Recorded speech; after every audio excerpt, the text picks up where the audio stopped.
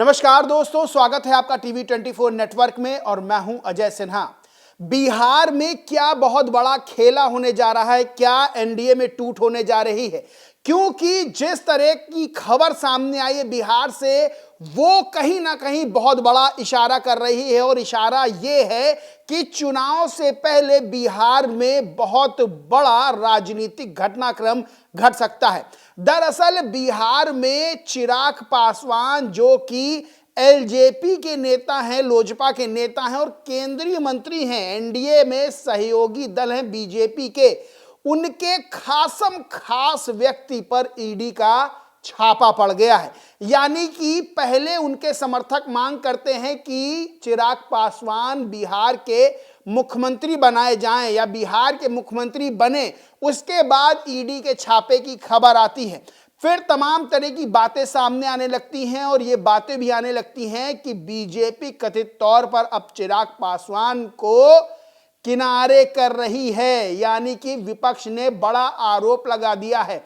और सबसे बड़ी बात यह है कि बिहार में जिस तरह से नीतीश कुमार और बीजेपी के बीच अनबन की, कथित अनबन की खबरें आ रही, उस बीच चिराग पासवान से संबंधित, उनकी पार्टी के नेता संबंधित इतनी बड़ी खबर आना कहीं ना कहीं बिहार में बड़े राजनीतिक घटनाक्रम के संकेत दे रहा है। आपको जी न्यूज की खबर बताते हैं। लिखा है, चिराग पासवान होंगे सीएम का चेहरा, नीतीश की बढ़ेगी टेंशन, एलजेपीआर यानी लोजपा ने कर दी है मांग। लिखा है, आदित्य पांडे ने कहा कि इसी उद्देश्य से हमारे नेता काम भी कर रहे हैं और बिहार का एक युवा जात पात से ऊपर उठकर हम सभी के नेता चिराग पासवान के साथ जुड़ रहे हैं। बिहार में परिवर्तन दिखेगा और बिहार विधानसभा चुनाव ये परिणाम देखने को मिलेगा। यानी सीधे तौर पर आपको बता दें कि एलजेपी के, लोजपा के युवा प्रदेश उपाध्यक्ष हैं आदित्य पांडे, और उन्होंने ये बात रखी है कि सीधे तौर पर हर कार्यकर्ता एलजेपी का चाहता है कि चिराग पासवान मुख्यमंत्री बने बिहार के। अब आपको चिराग पासवान का एक बयान पुराना बताते हैं, जिसमें सीधे तौर पर चिराग पासवान ने कहा था कि उनको दिल्ली की राजनीति से ज्यादा दिलचस्पी बिहार की राजनीति में है और 2030 में विधानसभा का चुनाव लड़ेंगे। फिर एक और बयान था चिराग पासवान का कि 2027 में उत्तर प्रदेश में जो चुनाव होंगे विधानसभा के, उसमें भी वो प्रत्याशी उतारेंगे। यानी कि सीधे तौर पर कई बयान और फिर कुछ फैसले ऐसे आए जहां पर चिराग पासवान बीजेपी की लाइन लेंथ से हटते हुए नजर आए। आपको याद होगा कि SC/ST आरक्षण में वर्गीकरण को लेकर सुप्रीम कोर्ट से एक फैसला आया था। उस फैसले को लेकर तमाम जो बड़े दलित नेता थे उन्होंने विरोध किया था और कहा था कि ये फैसला ठीक नहीं है आरक्षण को लेकर। वहीं बीजेपी इस फैसले का समर्थन करती हुई नजर आई थी।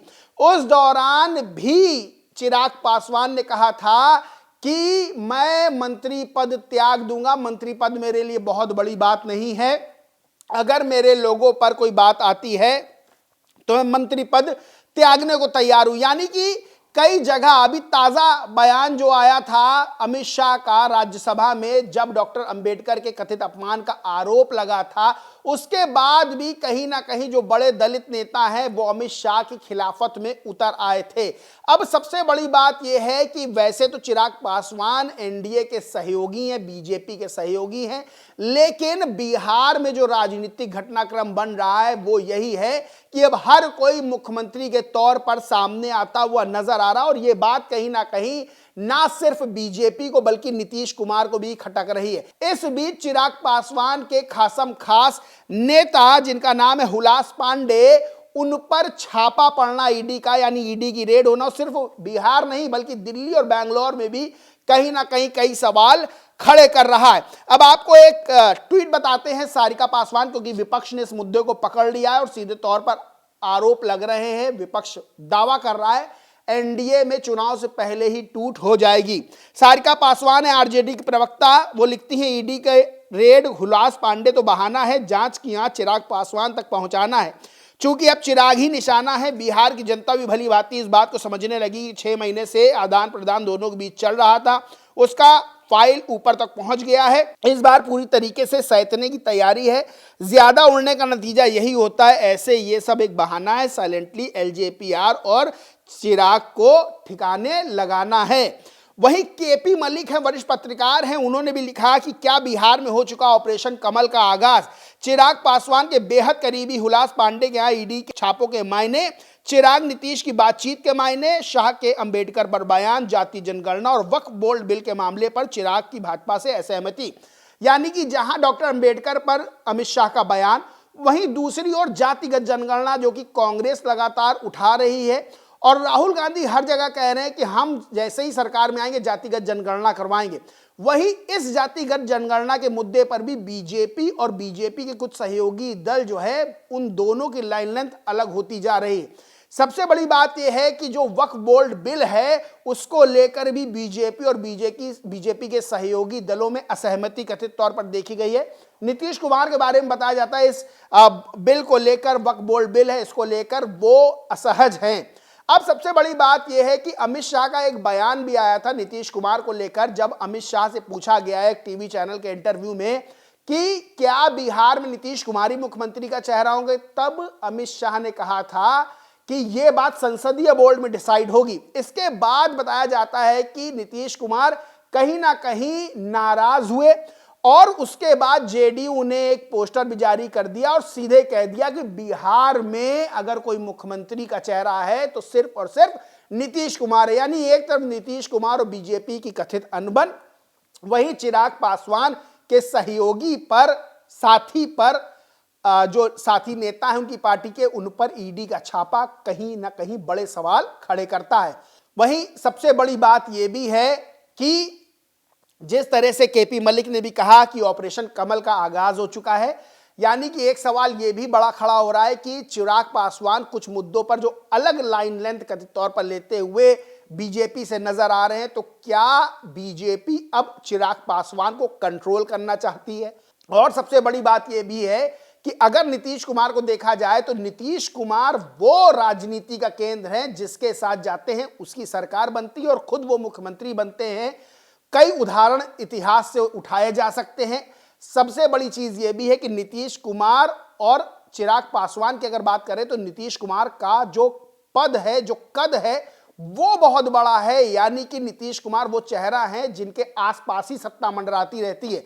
लेकिन चिराग पासवान अगर लाइन लेंथ अलग लेते हैं या ले रहे हैं तो फिर बीजेपी कथित तौर पर चिराग पासवान के लिए मुश्किल खड़ी कर सकती है। बहरहाल चुनाव से पहले बिहार में ईडी का छापा पड़ना, बालू खनन को लेकर चिराग पासवान के साथी नेता जो हैं उन पर एक बड़ा सवाल खड़े करते हैं, बड़े सवाल खड़े करता है और विपक्ष ने इस मुद्दे को पूरी तरह से कैच कर लिया। अब सबसे बड़ी बात आपको यह भी बता दें, कई दिन से ईडी इस चीज पर काम कर रही थी। ये जो बालू खनन, अवैध बालू खनन का काम है, इस पर कई दिनों से काम कर रही थी, जांच कर रही थी। उसके बाद ये छापेमारी की गई है। और एक बात और कि जो अवैध बालू खनन का काम है उसकी वजह से वो सीधे तौर पर बिहार की कानून व्यवस्था के लिए बड़ा चैलेंज है और इसकी वजह से कई जो पुलिसकर्मी है वो भी अपनी जान गंवा चुके हैं। यानी कि जो अवैध बालू खनन है बिहार में कानून व्यवस्था के लिए सरदर्द है। इसी चक्कर में ईडी ने ये बड़ी कार्रवाई की है और ईडी को संदेह था कि करोड़ों रुपए का जो है मामला है। इसके सिलसिले में बिहार, दिल्ली और बैंगलोर में भी कार्रवाई की गई है, लेकिन अब इसके राजनीतिक मायने भी निकलने लगे हैं और विपक्ष सीधे तौर पर आरोप लगा रहा है। बहरहाल देखने वाली बात यह होगी कि क्या चुनाव से पहले एनडीए में कोई टूट नजर आती है, क्योंकि बीजेपी और नीतीश कुमार में खटपट की खबरें आती रहती है। अब इसी बीच चिराग पासवान की पार्टी के नेता के ऊपर जब ईडी का छावा पड़ता है तो फिर एक बार राजनीति फिर से बिहार की गर्मा जाती है। बहरहाल चुनाव से पहले बिहार का माहौल जो है राजनीतिक वो गर्म है और तमाम तरह की खबरें निकलकर सामने आ रही हैं और ये खबरें कहीं ना कहीं एनडीए खेमे की टेंशन बढ़ाने वाली है। बहरहाल दोस्तों, इस पूरे मामले पर आप क्या सोचते हैं, क्या मानते हैं, कमेंट करके जरूर बताएं। वीडियो अच्छा लगा तो लाइक करें, शेयर करें और चैनल को सब्सक्राइब नहीं किया तो सब्सक्राइब करके बेल आइकन जरूर दबा लें। धन्यवाद।